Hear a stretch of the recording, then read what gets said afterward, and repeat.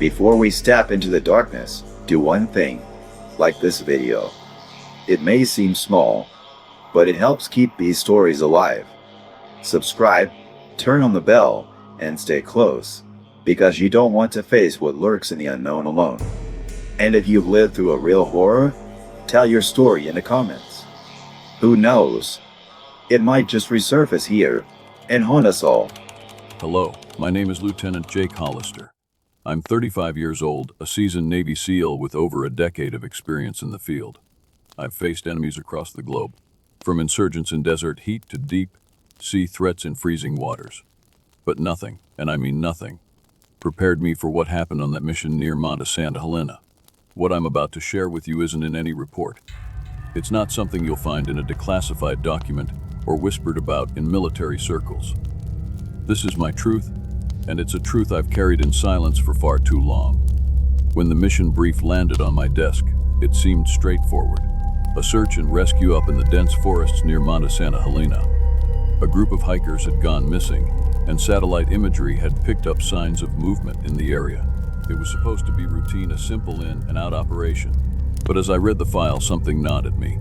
The language was vague, evasive. No names, no personal details on the missing hikers, and the coordinates were marked with a level of clearance that seemed absurd for a basic rescue.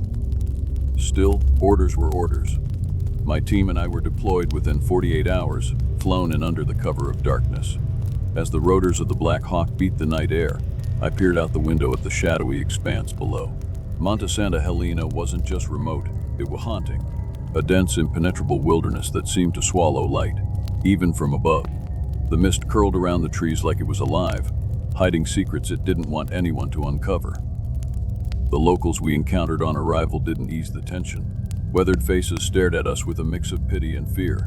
One old man, his voice raspy and thick with an accent I couldn't place, grabbed my arm as I passed. "You shouldn't be here," he whispered, his grip surprisingly strong for his frail frame. "The demon of the mountain doesn't like strangers." I pulled away, more irritated than unnerved at the time. Superstition was the least of my concerns. We moved out at first light, cutting through the dense undergrowth. The forest was unnervingly quiet. No birds, no rustling leaves, just the crunch of our boots on the damp earth and the occasional hiss of our radios. About 2 hours in, we found the first sign of the hikers. A tattered backpack, its contents spilled across the forest floor. A water bottle, a torn map, and what looked like claw marks gouged deep into the leather. We pressed on, but unease was settling in. The forest seemed to close in around us, the trees like sentinels watching our every move. It wasn't long before we found more. Shredded clothing, a broken flashlight, and something that made my stomach turn. A smear of blood on a nearby tree trunk, as if someone had been dragged. "Sir," one of my men, Ramirez, called out. He was standing over what looked like tracks. But these weren't human. They weren't even animal. The prints were massive, with long, claw-like impressions that sank deep into the earth. My mind raced through the possibilities. A bear. No, these weren't shaped like any bear I'd ever seen. Mountain lion. Unlikely. It was too large. Something wasn't adding up. By nightfall, we made camp near a small clearing. I assigned watches, though sleep didn't come easy. The forest was alive now, but not with sounds I recognized. Low growls echoed in the distance, followed by sharp, unnatural screeches. At one point, the radio crackled to life with static and garbled whispers, though no one was transmitting. My men exchanged uneasy glances, but no one said a word. Around our 300 hours, everything changed. Ramirez was on watch when I heard him shout sharp, a panicked cry that was cut off as quickly as it started. I bolted upright, grabbing my rifle, my heart pounding. The clearing was chaos. Shadows moved in the trees, too fast to track, and the air was filled with a sound I'll never forget, a deep, guttural growl, layered with something almost mechanical, inhuman. We found Ramirez 30 yards from camp, or what was left of him. His body was broken, his eyes wide in terror. Whatever had done this wasn't hunting for food. It was killing for sport. We were no longer on a rescue mission. We were the prey. As we regrouped, I noticed something that chilled me to the core. Ramirez's rifle had been bent, as if it were made of plastic. Whatever we were dealing with wasn't just dangerous. It was powerful, intelligent, and it was watching us. The forest, once silent, now felt alive with malicious intent. And deep down, I knew we had walked into something far bigger and far deadlier than we could have ever imagined. This is just the beginning of what happened out there. If you're still listening, stay with me. The truth doesn't get any easier, but it needs to be told. The forest had never felt so alive. Every crack of a branch, every rustle of leaves, sent waves of dread coursing through my veins. The air was thick with the scent of decay, a fetid reminder of the thing that stalked us. After what we had witnessed earlier, the men were on edge, and so was I, but I couldn't let it show. A leader doesn't panic. Not outwardly, at least. We'd regrouped near a rocky outcrop, our flashlights flickering against the jagged walls as if the very light feared this place. The mission was unraveling faster than I could hold it together. Carter, one of my best, was gone. His scream still echoed in my mind. Something had taken him, something that shouldn't exist. We huddled in silence, the only sounds the occasional crackle of our radios and the relentless thrum of my pulse. That's when I noticed it. A sealed, weather envelope tucked into one of our supply crates. It bore no markings, no insignia, just a single word scrawled in black ink, CSFID'd. I opened it, my hands trembling despite years of training that should have made me immune to fear. Inside were documents, pages of dense text and grainy photos. The images showed the creature in terrifying detail: leathery wings, eyes that glowed like embers, and claws that could rend steel. The text was worse. It described experiments, genetic manipulation, hybridization, terms that sounded ripped from a sci-fi horror film but were very, very real. This thing, the Bat Squatch, wasn't just some cryptid lurking in the shadows of folklore. It was man-made, the result of a classified project that had gone horribly wrong. The government hadn't sent us here to rescue anyone. We were cleanup. A team of disposable pawns meant to erase their mistake. "Jake," Torres whispered, pulling me from my thoughts. His voice was shaky, almost pleading. "What the hell is going on here?" I hesitated, weighing my options. The truth was a powder keg, and I wasn't sure Torres, or anyone, could handle the explosion. But before I could answer, a sound cut through the air. It wasn't a growl, not exactly. It was deeper, resonating in the pit of my stomach like the hum of a massive engine. It came from the darkness beyond the outcrop, where our flashlights couldn't reach. "Eyes up," I ordered, my voice steady despite the icy dread spreading through me. The men formed a perimeter, weapons trained on the void. Then came the smell, sulfuric, cloying, like rotten eggs mixed with burning hair. It was close. A sudden screech tore through the air, a sound so alien and piercing that it felt like shards of glass driving into my skull. The thing lunged from the shadows, a blur of leathery wings and glowing eyes. "Fire," I shouted, and the night erupted in muzzle flashes and deafening gunfire. But it didn't stop. Bullets ricocheted off the rocks and disappeared into the creature's mass. It moved with impossible speed, its claws slashing through our line like paper. One by one, my men fell, their screams swallowed by the cacophony. In the chaos, I caught a glimpse of its face, if you could call it that. It wasn't just animalistic, it was hateful, almost mocking. It knew what it was doing, and it was enjoying it. I don't remember how I got away. One moment I was firing, the next I was running, my legs moving on pure instinct. I stumbled into the woods, my flashlight swinging wildly, illuminating the gnarled trees and the endless dark between them. When I finally stopped, my chest heaving, I realized I wasn't alone. Behind me stood Commander Briggs, his face ashen but determined. "You shouldn't have looked at those files, Jake," he said, his tone flat, almost bored. "What the hell is going on?" I demanded, my voice breaking. "What is that thing?" Briggs sighed, the weight of 1,000 secrets pressing down on him. "It's not just a cryptid. It's a weapon, a failed one. And now it's your job to clean up the mess." His words hit me like a punch to the gut. This wasn't a mission, it was a death sentence. And the worst part, Briggs didn't seem to care.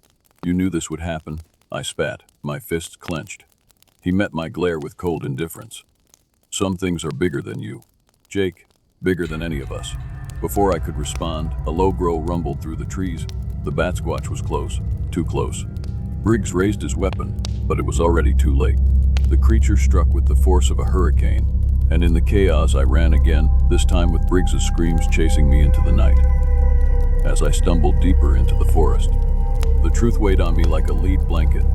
This wasn't just about survival anymore. It was about deciding who the real monster was, the thing hunting us, or the people who had sent us to die. And I wasn't sure I wanted to know the answer. The world blurred as I ran, the forest's damp breath wrapping around me like a living thing. My lungs burned, each gasp of air tasting of copper and fear. Behind me, the shrieks of the bat squatch echoed, tearing through the stillness like shards of glass. I didn't look back. I didn't need to. I could feel it, a weight in the air, a predator's presence pressing down on me with every step. I stumbled, my boot catching on a root, sending me sprawling into the wet earth. Pain lanced through my shoulder, but the adrenaline smothered it. Somewhere deep in the trees, a low growl reverberated, almost taunting. The thing was toying with me, letting me know it had the upper hand. I gripped my sidearm tighter, its weight a small comfort against the overwhelming dread gnawing at my mind. I had barely any ammo left, and even if I did, I wasn't sure it would matter. The thing wasn't just a monster, it was something worse, smarter, crueler. The forest seemed alive with shadows, every flicker of movement sending jolts of paranoia through my veins. My thoughts raced, a chaotic tangle of fear and anger. Was this what they wanted? I thought bitterly. For us to die out here, for it to clean up their mess while they watched from their sterile, hidden bunkers. I forced myself to move, muscles screaming in protest. The trees thinned slightly, revealing a clearing drenched in moonlight. It felt like stepping into a spotlight, exposed and vulnerable. But ahead I saw something. An old, rusted watchtower half consumed by moss and decay. It was a relic, abandoned like everything else in this cursed place. I sprinted toward it, ignoring the ache in my legs and the growing certainty that I wouldn't make it.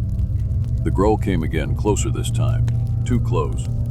I turned and caught a glimpse of it, a hulking silhouette, its glowing red eyes cutting through the darkness like embers in hellfire. The tower's ladder was slick with rain and rust, each rung threatening to give way under my weight. I climbed anyway, hands trembling, heart hammering like a war drum. Beneath me, the creature snarled, its wings unfurling in a terrible, leathery expanse. When I reached the top, I turned and aimed. My breath came in ragged gasps, the barrel of my weapon unsteady. The bat squatch was circling now, its movements deliberate, calculated. It knew I had nowhere left to go. "Come on," I whispered, the words bitter on my tongue. "Come on, you bastard." It launched itself upward in a blur of muscle and rage, and I fired. The shots cracked through the night, deafening in the stillness. One struck its wing, the impact sending it spiraling down. It hit the ground hard, the earth trembling beneath the force. But it wasn't dead, not yet. I watched, paralyzed, as it dragged itself toward the base of the tower, leaving a trail of dark, viscous blood. Its eyes found mine, and in them, I saw something that chilled me to my core. Hatred, yes, but also understanding.